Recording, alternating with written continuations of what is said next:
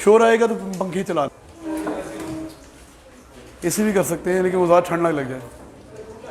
नहीं हो चलें, कर देंगे। इरफान साहब आ जाओ आप। हाँ जी बेटा, अस्सलाम वालेकुम। ये बहुत मेरे मुंह के ऊपर आ गया। वालेकुम अस्सलाम।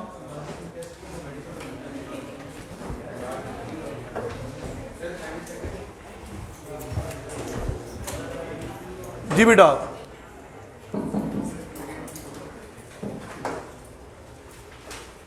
क्लास में ऑटम क्यों चल रही है, हालांकि स्प्रिंग है, इतने कम बच्चे।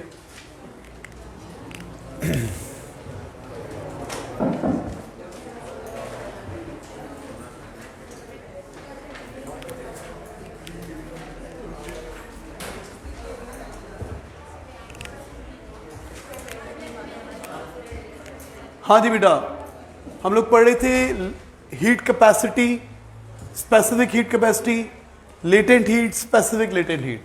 रिवाइज करें, सुनूंगा मैं अभी आपसे। हरी प्लीज, ऑल डेफिनेशन आनी चाहिए आपको।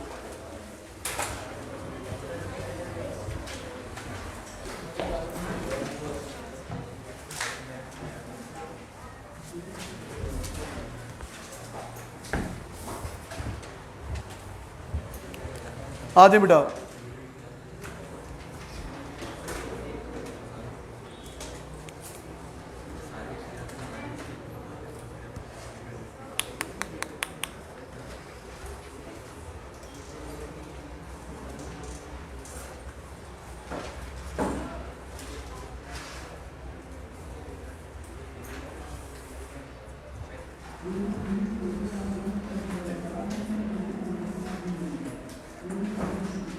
हाँ जी,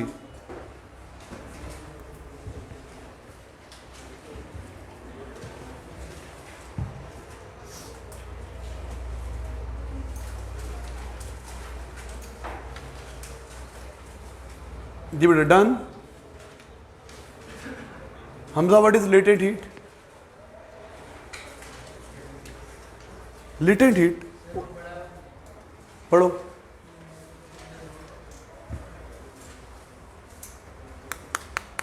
क्या होती है लेटेंट हीट? ऐसी हीट जो स्टेट चेंज करती है at a constant temperature, state of matter change करती है। सॉलिड को लिक्विड बनाती है, या लिक्विड को गैस बनाती है, या गैस को लिक्विड बनाती है।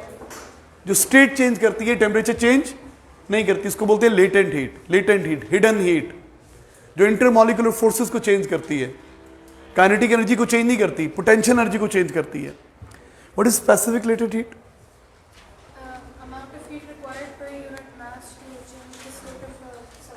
At a constant temperature. शाबाश, at a constant temperature.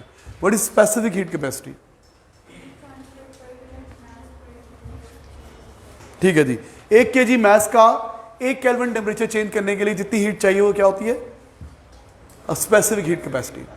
ठीक है ना? अच्छा बेटा, अब हम पढ़ते हैं हीटिंग एंड कूलिंग कर्व। पढ़ा हुआ है आपने वो लेवल्स में, केमिस्ट्री में, यहाँ पे दोबारा पढ़ रहे हैं और इससे रिलेटेड क्वेश्चन करेंगे। तो heating and cooling curve, heating, ये आना नजर, हीटिंग एंड कूलिंग कर्व्स। वालेकुम अस्सलाम, वालेकुम अस्सलाम। आ जाए बेटा, प्लीज अभी नहीं, ओके बैठ जाओ आके। बेटा प्लीज क्लास को डिस्टर्ब नहीं करो, बैठ जाओ। थैंक यू, बैठ जाओ। हाँ भाई, हीटिंग एंड कूलिंग कर्व। बेटा डायग्राम बनाइए ऑल ऑफ यू प्लीज। ये container ideal piston, freely movable light piston, और इसके अंदर क्या पड़ी हुई है? Ice, crushed ice. आइस, उसका इनिशियल टेम्परेचर है -10 डिग्री सेल्सियस। ये मेल्टिंग आइस नहीं है, -10 पर है, मेल्ट नहीं हो रही है। डायग्राम बनाओ। पिस्टन है, freely movable piston, freely movable piston, freely movable piston.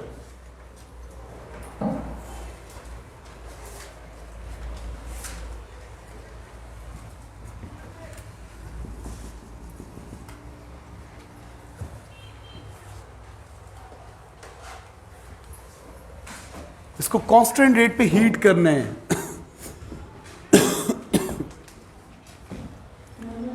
बेटा O लेवल पढ़ा हुआ, लेकिन यहां पे हम ज्यादा डिटेल में जाएंगे, यहां पे ज्यादा डिटेल में डिस्कस करेंगे। आता है आपको, मुझे पता है, लेकिन थोड़ी डिटेल और होगी। तो क्या है जी,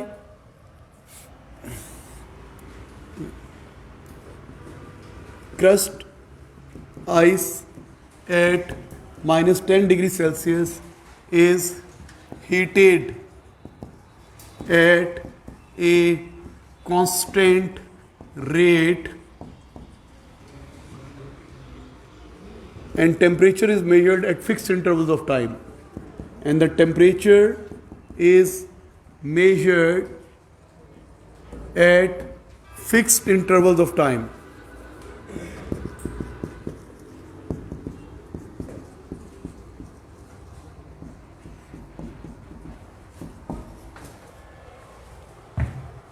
अच्छा, कई बच्चे आए भी हैं और क्लास में नहीं आए, पता नहीं क्यों, वीडियो लेक्चर ले रहे हैं या नहीं पढ़ना चाह रहे, पता नहीं क्यों। अब आपके कान से पकड़ के लाने वाला सिचुएशन सीन तो नहीं है ना, माशाल्लाह इतने बड़े हो गए आप। हाँ जी, crushed ice at -10 degrees Celsius is heated at a constant rate and temperature is measured at fixed intervals of time. A graph is plotted.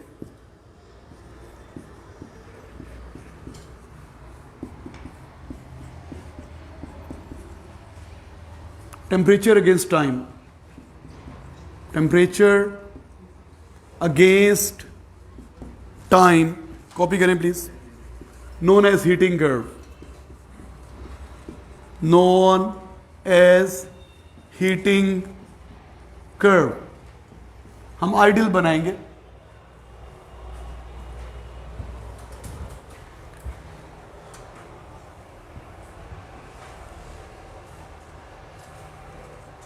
यहां पे टेम्परेचर, यहां पे टाइम।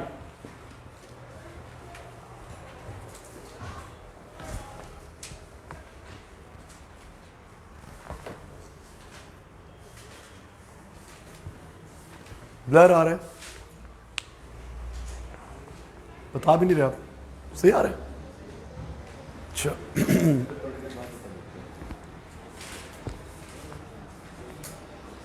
अभी ब्लर हो गया, ओके।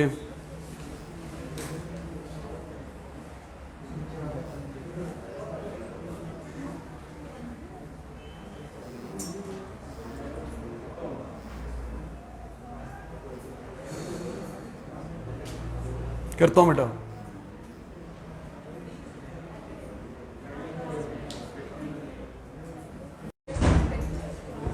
ओके बेटा, वालेकुम अस्सलाम। हाँ जी, तो ग्राफ कैसा बनेगा? आइडियल ग्राफ -10 से -10 0, यहां पे चले 100 है और यहां पे 110। पहले ग्राफ ऊपर जाएगा, आइडियलाइज्ड ग्रेडियंट, फिर यूं बनेगा, फिर इसका ग्रेडियंट कम है, यहाँ पे हाफ है ऑलमोस्ट ग्रेडियंट, और ये लेंथ बहुत ज़्यादा है उसके मुकाबले में, ऑलमोस्ट 6 टाइम्स ज़्यादा है, 7 टाइम्स ज़्यादा है, 6-7 टाइम्स ज़्यादा है, और फिर ये ऊपर जाएगा। अब पता नहीं कैमरे में नज़र आ रहा है कि नहीं आ रहा।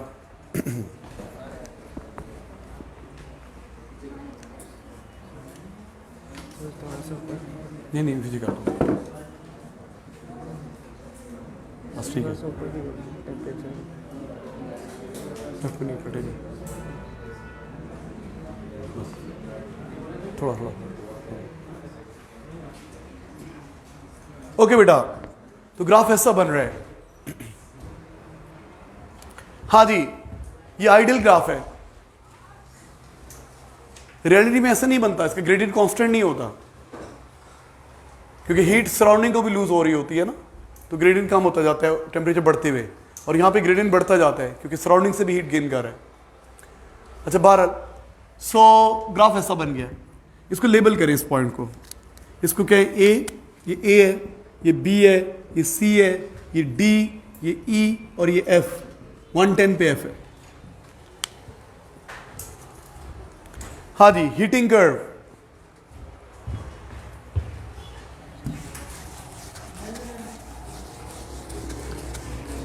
बेटा प्लीज क्वाइट। ग्राफ में जरा फेजेस लिख दें साथ साथ। ए बी पे कौन सी फेज है मैटर की? सॉलिड।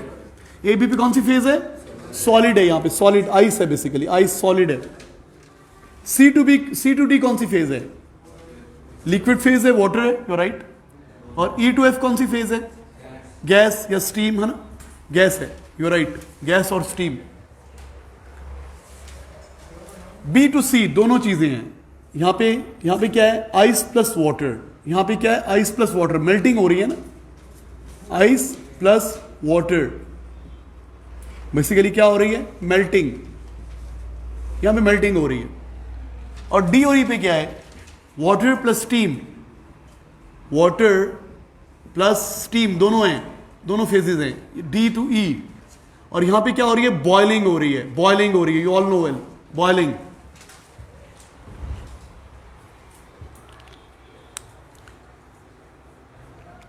हाँ जी, स्टेट चेंज हो रही है at a constant temperature B to C. यहां पे स्टेट चेंज हो रही है D to E, state change हो रही है at a constant temperature.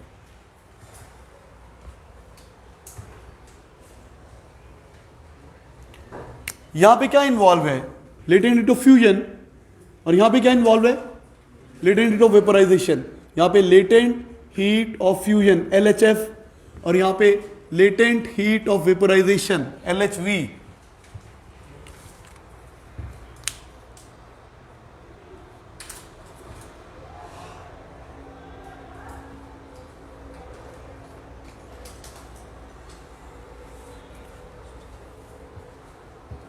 Okay बेटा, आप देख सकते हैं B to C, it is taking small less time in melting than in boiling.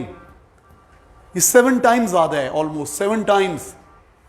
इसका मतलब क्या हुआ? Latent heat of vaporisation is greater than latent heat of fusion. Graph से देख के पता चला। यहां पे मेल्ट होने के लिए कम एनर्जी चाहिए, बॉयल होने के लिए ज्यादा एनर्जी चाहिए। रीजन बोलो। मोर नंबर ऑफ बॉन्ड तो सेम है बेटा, सेम नंबर ऑफ मॉलिक्यूल्स हैं। नो, दोनों में वीक करनी होती है।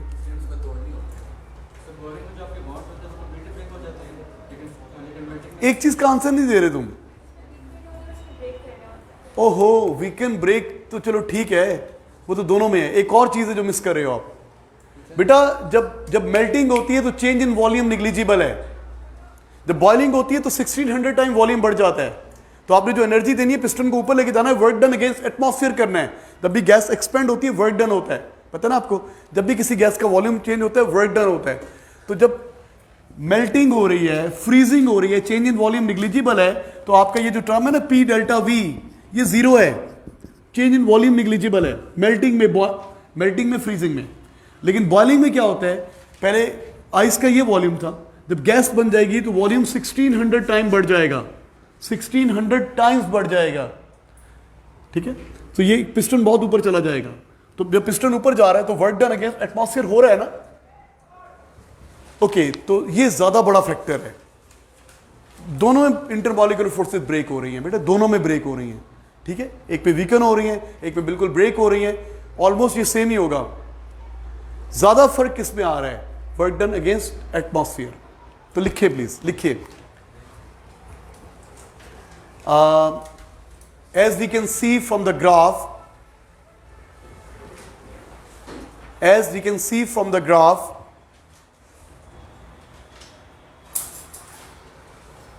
less energy is required to melt than boiling. Less energy is required to melt than to boil.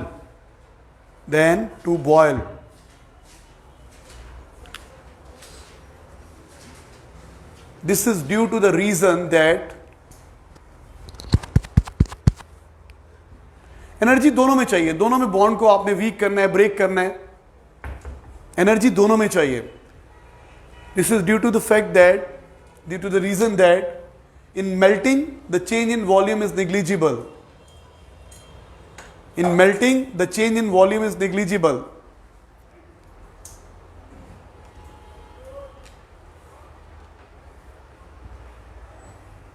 So no work should be done against atmosphere. So no work should be done against atmosphere. So no work should be done against atmosphere.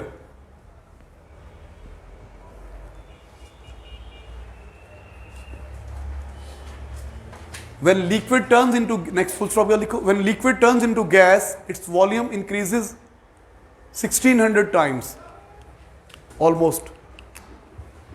When liquid turns into gas, its volume increases 1600 times.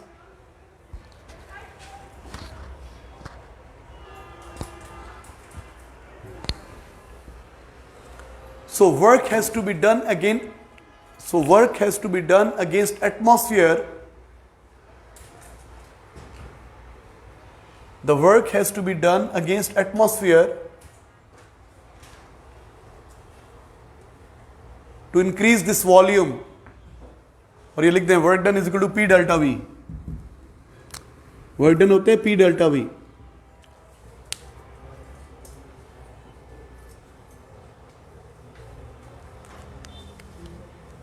सही है जी. बोला फिर तो नहीं होगा, फिर तो boil ही नहीं होगा, फिर चेंज हो जाएगा बॉइलिंग पॉइंट. उसको फेवरेबल, उसको वॉल्यूम दूर होना चाहिए, होगा तो होगा. हाँ भाई लिसन टू मी प्लीज, आगे चलते हैं. ये क्लियर है, ये क्लियर है. अच्छा आप बताएं सबसे ज्यादा एनर्जी क्या बता रहा था. As it is clear from the graph, this less energy is required to melt than to boil. ये लिखा. This is due to the reason that when solid turns into liquid, when melting होती है, there is negligible change in volume. होता है बहुत कम. लेकिन but when liquid turns into gas, the volume increases 1600 times. So work has to be done against atmosphere to increase this volume. And this work done is given by P delta V.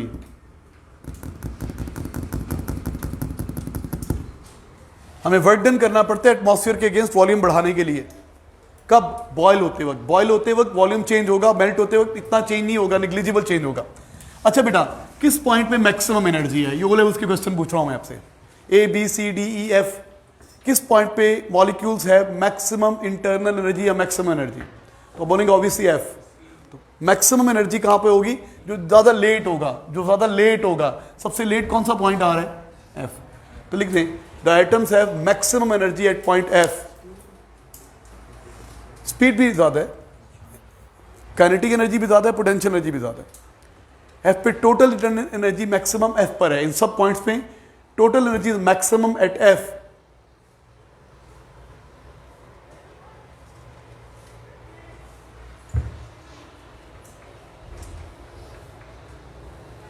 क्योंकि ये सबसे ज्यादा late है, सबसे ज्यादा देर तक energy absorb करता रहा है ना मटेरियल. चूल्हे पे रखा हुआ है, बर्नर पे रखा हुआ है, कांस्टेंट रेट पे हीट आ रही है.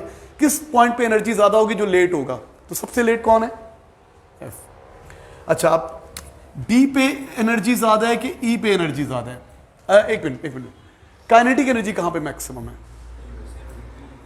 नहीं, A B C D F सब की बात कर रहा हूं. तो काइनेटिक एनर्जी कहां पे मैक्सिमम है? जहां पे टेम्परेचर मैक्सिमम है. जो सबसे ऊपर है उसकी काइनेटिक एनर्जी ज्यादा है. तो इंटरनल एनर्जी को चेक करेंगे जो लेट है, और क्या चेक करेंगे? काइनेटिक एनर्जी चेक करेंगे जो सबसे ऊपर है, जिसका टेम्परेचर सबसे ज्यादा है. तो लिख दे at F atoms have maximum kinetic energy. At F, the atoms have maximum average kinetic energy as temperature is maximum. F पे टोटल एनर्जी भी ज्यादा है क्योंकि लेट है. F पे काइनेटिक एनर्जी भी ज्यादा है क्योंकि टेम्परेचर हाईएस्ट है.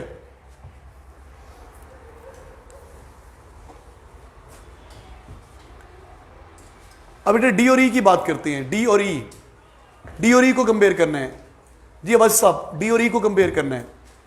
डी पे काइनेटिक एनर्जी ज्यादा है कि ई पे काइनेटिक एनर्जी ज्यादा है? एटम्स की एवरेज काइनेटिक एनर्जी डी पे ज्यादा है कि ई पे ज्यादा है? मास नीचे करके बोलो.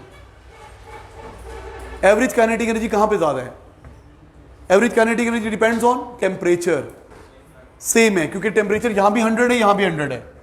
तो लिख दें एवरेज काइनेटिक एनर्जी है D and E same as temperature is same. ठीक है ना? ये सब ओ लेवल से पूछी चीज, वही पूछ रहा हूं दोबारा. द एवरेज काइनेटिक एनर्जी है D and E is same as temperature is same. Temperature same है तो एवरेज काइनेटिक एनर्जी सेम है, तो क्या है, थर्मल इक्विलिब्रियम है यहां पे। व्हाट अबाउट बी एंड सी, यहां पे भी एवरेज काइनेटिक एनर्जी क्या है, सेम। बी पे क्या है, आइस एट 0 डिग्री, सी पे क्या है, water at 0 degree. B to C conversion हो रही है, मेल्टिंग हो रही है, और चूंकि दोनों पे टेम्परेचर सेम है तो एवरेज काइनेटिक एनर्जी सेम है। अच्छा, अब टोटल एनर्जी कहां पे ज्यादा है, डी पे ज्यादा है कि ई पे ज्यादा है? आमना टोटल एनर्जी कहां पे ज्यादा है, सेम है कि चेंज है? सेम है। ओके बेटा, डी चले फॉर एग्जांपल 5 मिनट में आ गया था और ई आ रहा है 7 मिनट में, तो 2 मिनट में जो चूल्हे पे रखा हुआ है कोई एनर्जी एब्जॉर्ब नहीं कर रहा, तो फिर एनर्जी सेम कैसे होगी?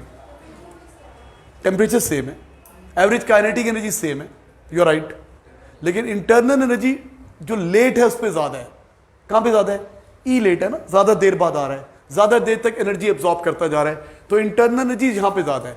तो यहां पे क्या ज्यादा होगा? पोटेंशियल एनर्जी ज्यादा होगी। यहां पे पोटेंशियल एनर्जी बेटा एटम का 2 एनर्जीज होती है ना, काइनेटिक तो सेम है यहां और यहां, टोटल एनर्जी इस पे ज्यादा है क्योंकि ये लेट आ रहा है, टोटल एनर्जी इस पे ज्यादा है क्योंकि ये लेट आ रहा है बेटा, टोटल एनर्जी यहां पे ज्यादा है क्योंकि ये लेट आ रहा है। तो फिर क्या चीज ज्यादा होगी? काइनेटिक एनर्जी तो सेम है, तो बोले यहां पे पोटेंशियल एनर्जी ज्यादा होगी। अब मेरा क्वेश्चन है कि यहां तो पोटेंशियल एनर्जी 0 है, यहां पे मॉलिक्यूल्स की पोटेंशियल एनर्जी तो 0 है, आप कैसे कह सकते हैं ज्यादा है?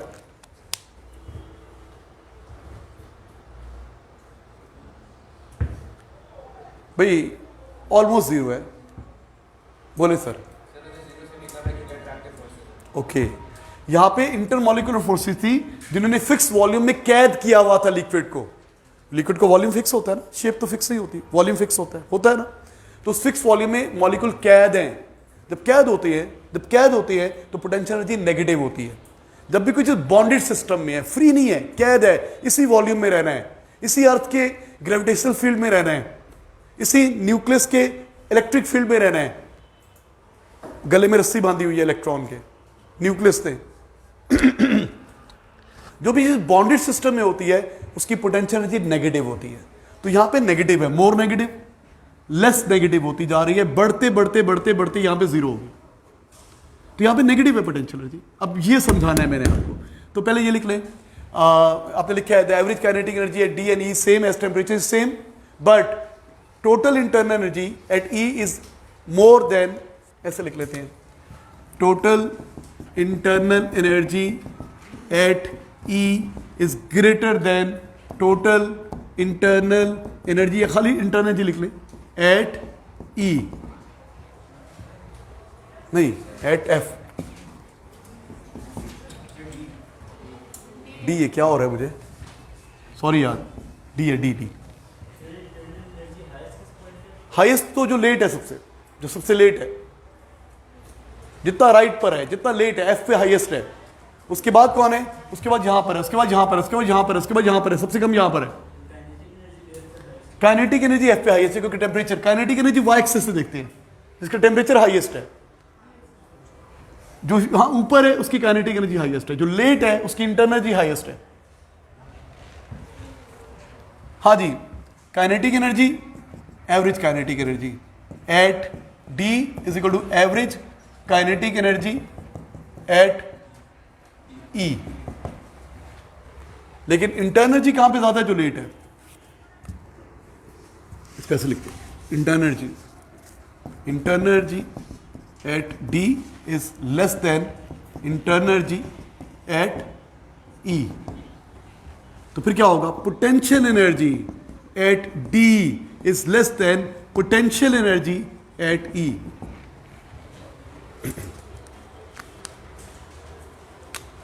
तो इससे पता चला, इससे साबित हुआ ये, भाई मुझे कैसे पता चला एनर्जी ज्यादा है, यहां पे ये लेट है, तो इसका मतलब इंटरनल एनर्जी ज्यादा है। काइनेटिक एनर्जी तो सेम है, इंटरनल एनर्जी किससे मिलकर बनती है, काइनेटिक प्लस पोटेंशियल, काइनेटिक तो दोनों की सेम है, तो फिर क्या चीज ज्यादा होगी, ई पे पोटेंशियल एनर्जी ज्यादा होगी, यहाँ पे पोटेंशियल एनर्जी कम होगी। ओके बेटा, अब मैं आपको ये लिख के समझाता हूं तो ज्यादा क्लियर होगा। सिमिलरली यहां पे भी, बी और सी पे भी क्या है, average kinetic energy same, average kinetic energy same, हाँ, लेकिन सी पे टोटल एनर्जी ज्यादा है क्योंकि लेट है, तो सी पे मॉलिक्यूल की पोटेंशियल एनर्जी ज्यादा है क्योंकि इंटरमॉलिक्यूलर फोर्सेस वीक हो गई हैं। जितनी स्ट्रॉन्ग इंटरमॉलिक्यूलर फोर्सेस होती है उतनी पोटेंशियल एनर्जी मोर नेगेटिव होती है। जितनी लेस इंटरमॉलिक्यूलर फोर्सेज होती हैं उतनी पोटेंशियल एनर्जी लेस नेगेटिव होती है। तो मैं लिख के समझाऊंगा तो समझ में आएगा। ओके, वैल्यू सपोज कर रहा हूं आपको समझाने के लिए। ये टेबल बना रहा हूं मैं, ए बी सी डी ई, आप बनाएंगे टेबल, सब लोग टेबल बनाएंगे। मैं लिख रहा हूं A B C D E F. बेटा बोलना नहीं है please, please make the table. अभी हम इससे रिलेटेड क्वेश्चंस करेंगे तो ये मुश्किल होंगे क्वेश्चंस। हर इधर काउंट करो कितने बच्चे और यहां पे कितने हैं, 38 और 32। ओके, हाफ से भी कम है टोटल अटेंडेंस। अच्छा बेटा, kinetic energy of molecules, total kinetic energy, potential energy of molecules और टोटल एनर्जी या internal energy of molecules. Total energy और इंटरनल एक ही बात है। मैं सपोज कर रहा हूं वैल्यूज आपको समझाने के लिए।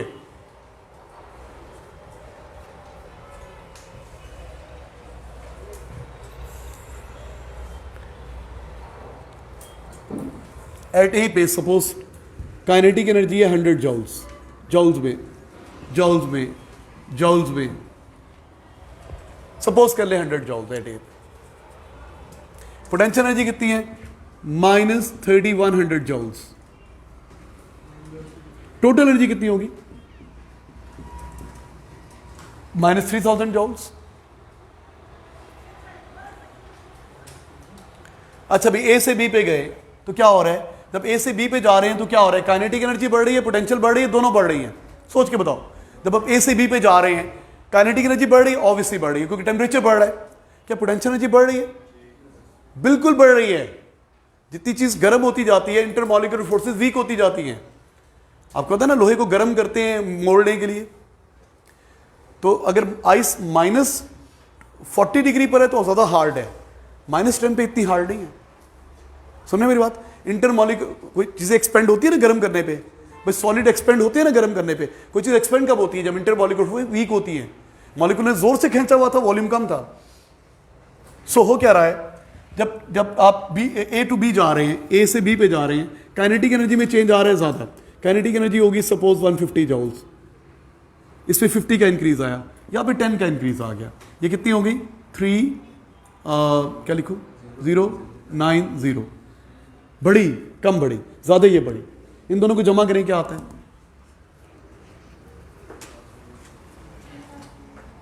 क्या रहे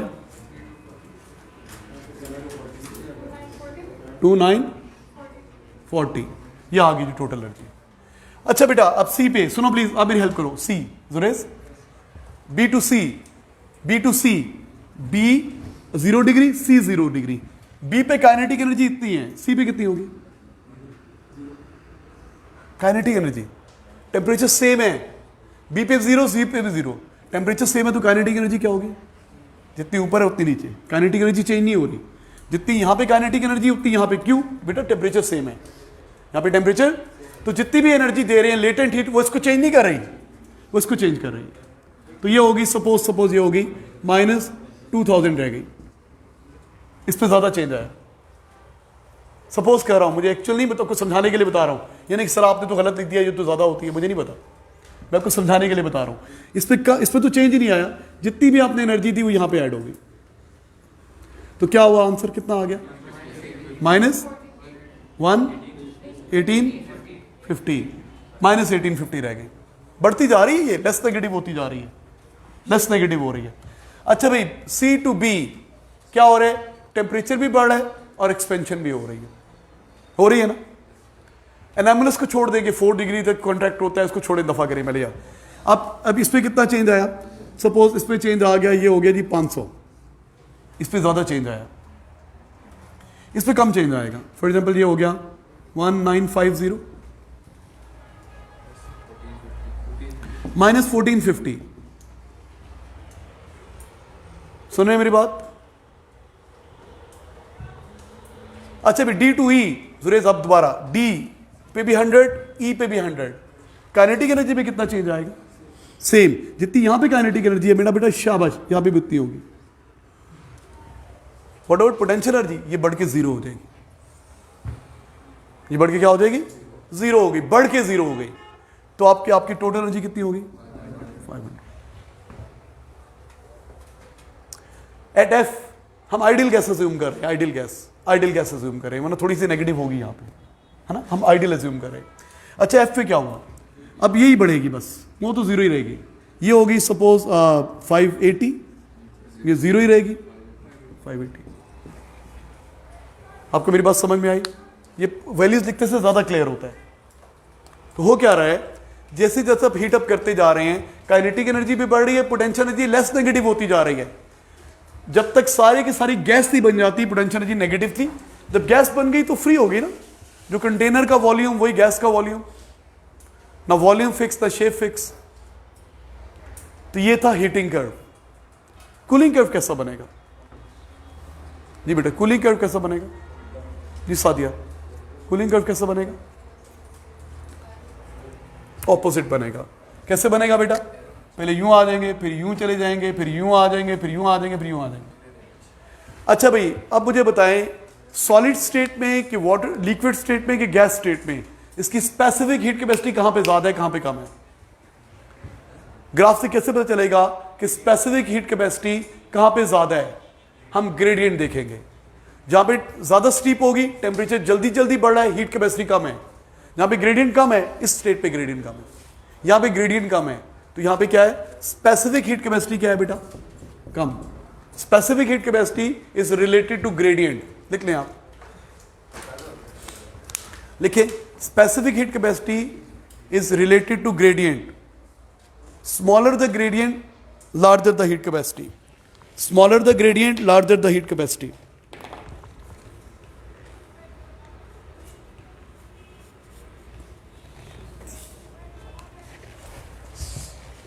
Smaller the gradient, larger the heat capacity.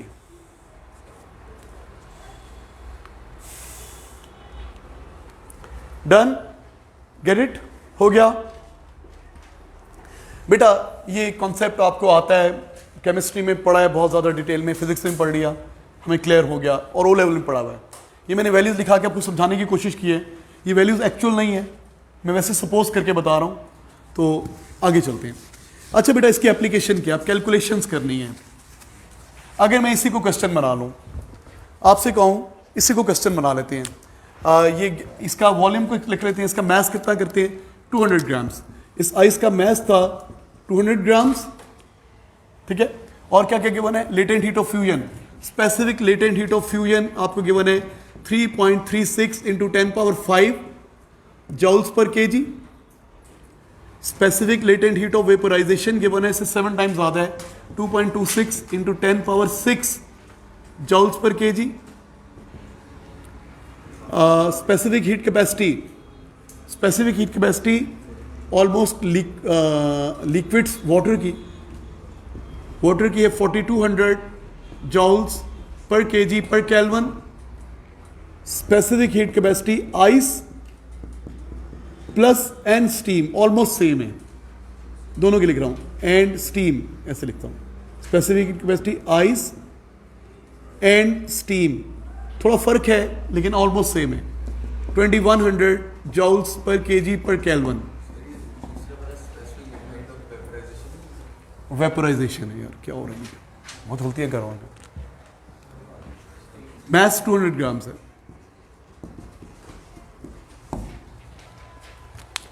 Specific latent heat of fusion, specific latent heat of vaporization, specific heat capacity of water, specific heat capacity of ice and steam, ये है।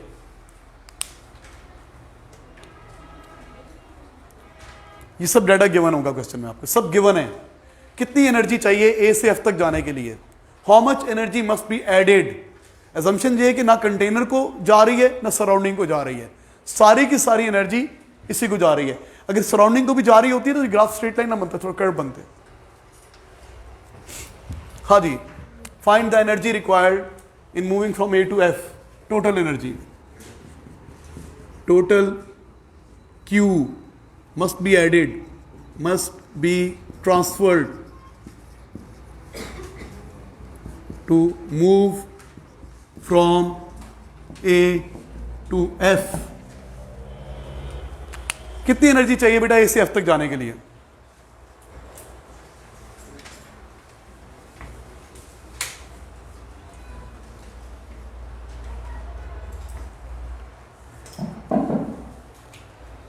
आप लोगों को मैंने बताना था कि हम लोग ने प्लान कर लिया प्रॉपरली कि आपको एंट्री टेस्ट की जो है ना, जो एक्स्ट्रा चैप्टर्स हैं फिज़िक्स में, केमिस्ट्री में, बायो में, मैंने सर को सबको एग्री कर लिया है। तो उसके वीडियो लेक्चर्स बना के हम यहाँ पे भी डाल देंगे, और वो जो मैंने बताया था हम बाहर के स्टूडेंट्स को भी अलाउ करेंगे वीडियो लेक्चर्स, और टेस्ट उसके कुछ बना के जो पुराने टेस्ट हैं इधर उससे लेके जमा करके वो कर देंगे। तो आपको इंशाल्लाह हम तैयारी करवा देंगे इंशाल्लाह, लेकिन ये होगा अभी नहीं, आफ्टर पेपर्स, आपके पेपर्स के बाद, ठीक है। जून जुलाई आपको मैसेज आ जाएगा जो भी होगा, लेकिन क्लासेस में लाइव नहीं लूँगा, वीडियो लेक्चर्स होंगे, ठीक है। एक्स्ट्रा चैप्टर्स ए लेवल्स को आपको रिवाइज करना पड़ेगा। केमिस्ट्री का थोड़ा मसला है क्योंकि सर खावर नहीं रहे, वो सर एक और सर हैं, सर फैजुल हसन, फाइज हसन, वो अब पता नहीं यहाँ के लिए एकेडमी के लिए लेक्चर देते हैं या नहीं देते, उनकी मर्ज़ी है ऑब्वियसली। तो बाकी सर हारिस से तो हम रिक्वेस्ट करेंगे।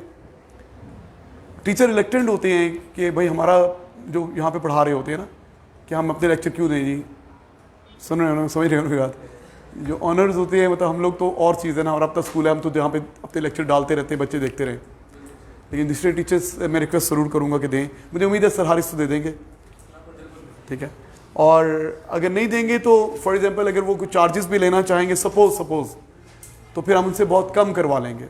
अगर कहीं और दिखाते हैं वो यहाँ पे नहीं देना चाहते तो स्पेशल हम लोग रिस्क, फिज़िक्स के लिए तो नहीं होगा ऑब्वियसली, मेरा अपना सब्जेक्ट है, मैं फ्री में हूँगा।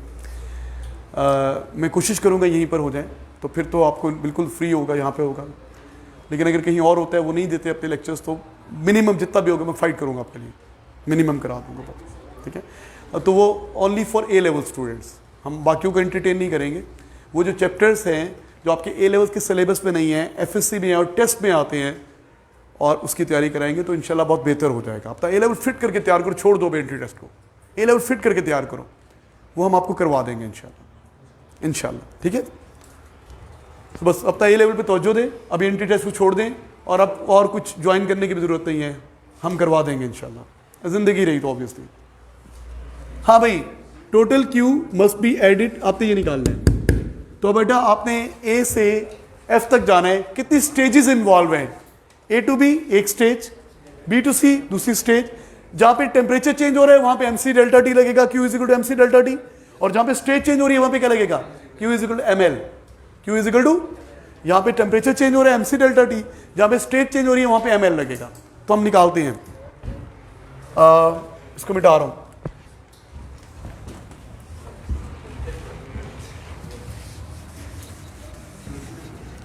इसको मिटा दो, मुझे बताते रहना वैल्यूज। हाँ जी, सबसे पहले निकालते हैं heat from A to B, A to B की हीट निकालते हैं। ए टू बी क्या हो रहा है? Temperature is changing. यहां पे क्या हो रहा है?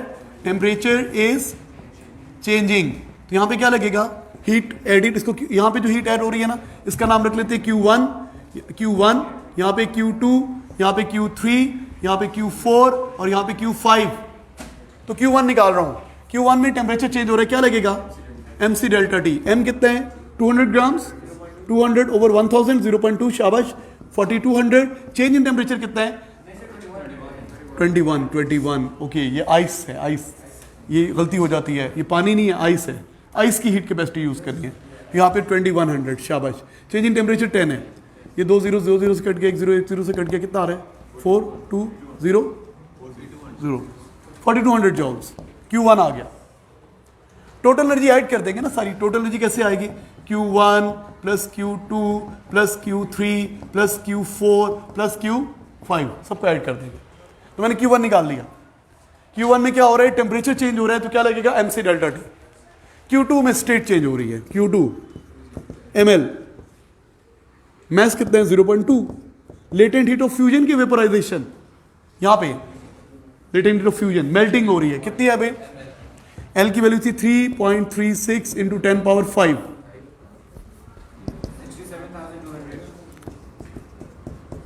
ये Q2 आ गया। Q1 क्या आ गया? Q2 आ गया।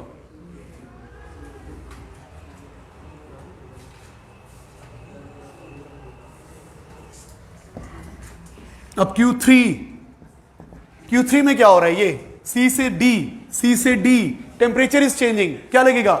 MC delta T. क्या लगेगा? MC delta T. यहां पे लगेगा MC डेल्टा टी। लेकिन एक चीज सुन लें, हम एंट्री टेस्ट की प्रिपरेशन उनको कराएंगे जो स्टूडेंट रेगुलर होंगे। जो स्टूडेंट रेगुलर नहीं है ऑब्वियसली वो और एकेडमीज में जा रहे हैं, हमें पसंद नहीं है। सुन रहे हैं मेरी बात? यू डोंट लाइक, यहाँ पे गुस्सा निकालेंगे। सो जो स्टूडेंट, भाई सुन लें, जो स्टूडेंट रेगुलर होंगे उनके नाम नोट करते रहें, जो यहाँ पे देख रहे हैं रेगुलर हो रहे हैं क्लासेस में, तो उनको हम एंट्री टेस्ट के लिए बाकी से फुल चार्जेस लेंगे, बढ़ाएंगे, पैसा कमाएंगे। ओके भाई, Q3 ओके बॉडी की किस निकाल ली है M कितना है? 0.2। अच्छा बेटा, स्पेसिफिक हीट कैपेसिटी अब वाटर की लगेगी, लिक्विड स्टेट है ना, क्या लगेगा बेटा? 4200। और चेंज इन टेम्परेचर कितना होगा बेटा? 100 माइनस 0 100 कितना आ रहा है? 84,000 जॉल्स। समझ आ रहा है क्या कर रहे हैं? ओ लेवल में किया हुआ ये क्वेश्चन क्या चीज? Q2 में क्या हो रही है? स्टेट चेंज हो रही है। जब स्टेट चेंज होती है तो MC डेल्टा T तो लग ही नहीं सकता, डेल्टा T तो 0 है, क्या लगेगा? ML। जब भी स्टेट चेंज होगी heat transfer is equal to ML। Latent heat निकालनी है ना आपने।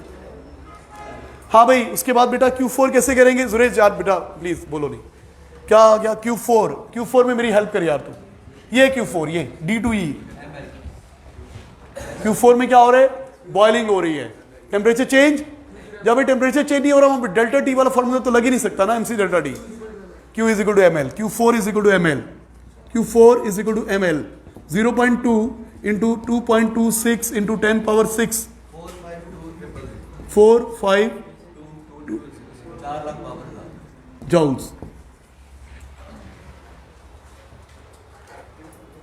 अब्दुल्ला समझ आ रहा है क्या करें कि नहीं आ रहा समझ में?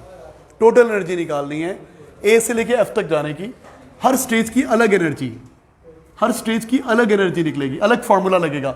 जहां पे टेम्परेचर चेंज हो रहा है वहां पे MC डेल्टा T, जहां पे स्टेट चेंज हो रही है वहां पे ML लगेगा। अब Q5 मेरी हेल्प कर दे मेरा बेटा अब्दुल्ला फवाद। Q5 कहां पर है? E to F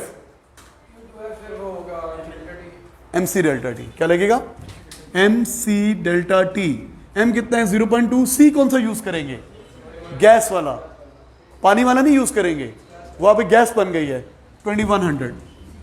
delta T कितना है? 10 4200 जॉल्स।